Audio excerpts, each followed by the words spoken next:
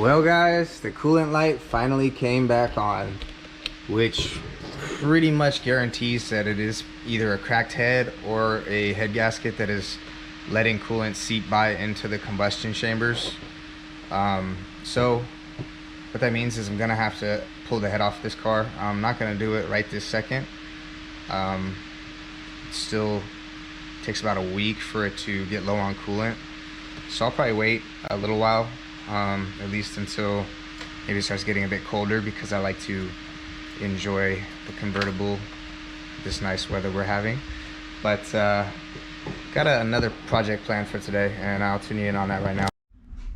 So last Saturday I was driving Squiata home from my parents' house in Pacifica, and I got about a mile away from my house and the car broke down, just turned off. Come to find out, it was actually the alternator quitting on me. So I went ahead and ordered a new one, and what I'm going to be doing is installing this guy today and getting old Squiata back on the road. So let's see how difficult this job's going to be. So the alternator is down here below the intake manifold. I think if we disconnect the intake pipe here, we won't have too much trouble loosening the tension on that guy and then pulling it out. May have to do the radiator as well to gain access to the lower bolt, but that's going to be a last resort. So let's go ahead and start disconnecting the intake tube here, get some access. To go ahead and try and remove it without even taking off the intake tube. So far so good. One thing I would like to point out is that up until now I've been really impressed with the way Mazda has been putting these cars together. And then I tried to take off the lower bolt that holds the alternator on, and you can't without removing this brace that comes off of the intake manifold to the bottom of the motor for some reason. When you can't even gain access to this guy without doing that. And tell you what, on a BMW you would never run into that problem. But I got the bolts out. I just need to disconnect one more wire and we should be able to pull this guy out. Okay, I got the wire disconnected. Unfortunately, the alternator doesn't have enough room to come out the top. I can't drop it out of the bottom because of the intercooler there. But I think I got enough room on the side here to push it out. Yep. And there she is. So now let's get our new one installed and see how long it lasts.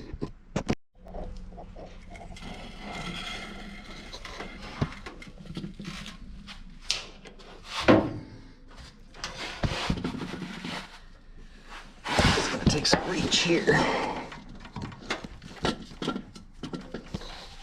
Up we go.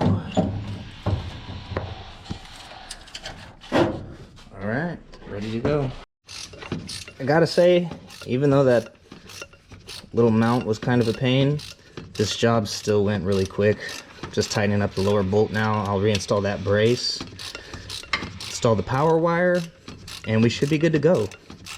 Belt's all tensioned, bolts are all tightened, wires are all connected, and I think it only took us 15 to 20 minutes. So that being said, I take back what I said about BMWs being better, because I almost guarantee it would take twice as long to do that on a BMW. So now we're gonna hook up the battery, fire it up, take it for a spin.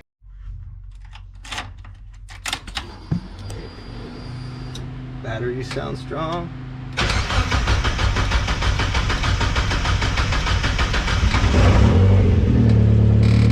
All right, Squiata lives again. So I'm actually gonna go load up that M20 into my truck along with all the other scrap that I don't need, toss it, and then we'll take this for a spin.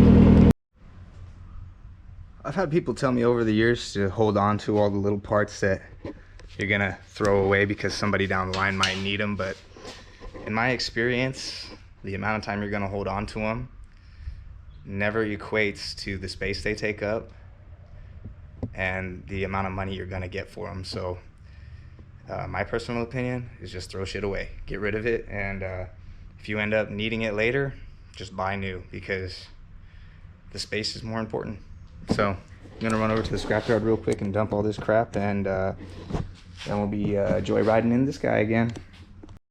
I think I might do a little art project with the crankshaft, kind of similar like I did with my mailbox over there, which is a LS1 bottom end, but I don't have the pistons and rods, unfortunately. I don't know, but might make a cool table. So all right, I'm gonna go take this car for a rip and make sure that it's still all good to go, and then when I get back, I'll let you guys in on a little secret of what I'm gonna do to it next. Starting to burn a bit of oil. I don't know if that's gonna be the valve stem seals or the piston rings. Either way, save that for a winter project. Now, as far as the little secret I was talking about letting you in on, I kind of changed my mind. I'm gonna keep it a secret and kind of surprise y'all with it, but I will give you a little hint, and that hint is kind of a flashback to a clip I took maybe a week ago, because that was when my idea originally originated in my head. So check this clip out right here and we'll get back. I was driving the Squiata yesterday and I noticed that I could hear an exhaust leak. So when I got to my destination, I went ahead and started checking it out. And what I found was one of the bolts that holds the turbo onto the manifold had backed out and was missing. And it's not the first time something like that has happened. It's actually the third time. So I haven't been having any more issues with the car, like pieces cracking or anything major, you know. So it's been at least a few months since I've had any problems, as a matter of fact. Anyways, I'll show you what I'm talking about. So I don't know if you all can see it, but down here this bolt completely backed out and it's gone. There's one here and there's also two on the front there. It's all still in place. So we will get a new bolt, get that piece tightened back down. And after we tighten the turbo back down, we're gonna go ahead and run to the auto parts store to get some fittings for brake line for the Tesla booster that I'm doing in Yvette. And while we do that, we're going to do a couple of pulls and see at what RPM it goes into boost, at what RPM it reaches max boost, and then we're going to do a little experiment. And in case any of you are wondering what kind of experiment am I talking about, well, let's just say we're going to be bolting a bigger turbo on. That's right, got an S480 right here. All right, so obviously I'm not gonna bolt an S480 onto a 1.8. I would, but the manifold flange sizes are different. The S480 is a T6 and what's on there presently is a T3, but that doesn't mean we're not gonna bolt a bigger turbo on there. So what I'm really planning on doing is slapping this old hunk of junk off of my 5.9 Cummins onto the 1.8 Miata motor. Now this turbo uses a T3 flange just the same as this one. The only difference is going to be the mounting flange for the downpipe. Slightly different bolt pattern, which is kind of a bummer, but I'm thinking about converting to V-band anyway, so it's not a big deal. And it's a good bit larger than the current turbo. So essentially what we're doing here is just going to be a science experiment. We want to see how much later the setup is going to spool with the larger turbo and just kind of do a comparison. So that's what this video is going to be about. And let's get that bolt thrown back in there, tighten down, and go do some baseline pulls.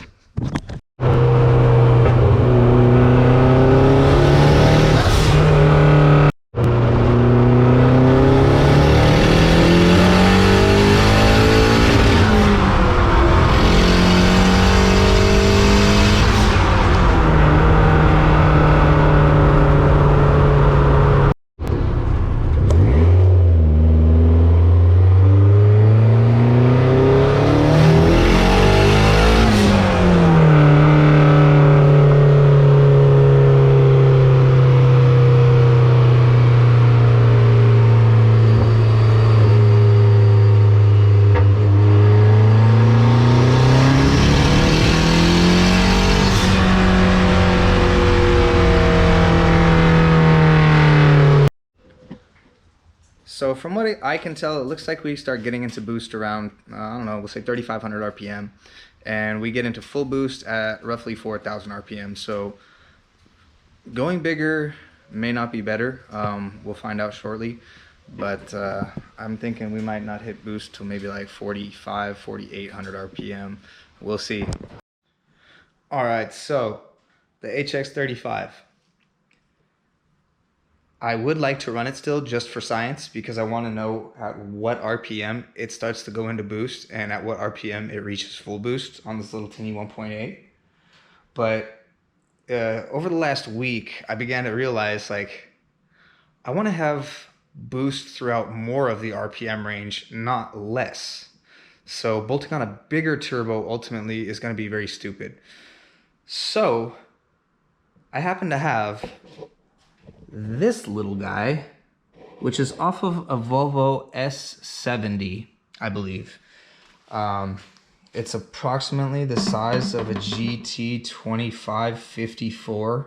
I believe it's a teeny bit bigger, but that is substantially smaller than what I currently have on the car, which doesn't reach full boost to like in the 4,000s RPM range.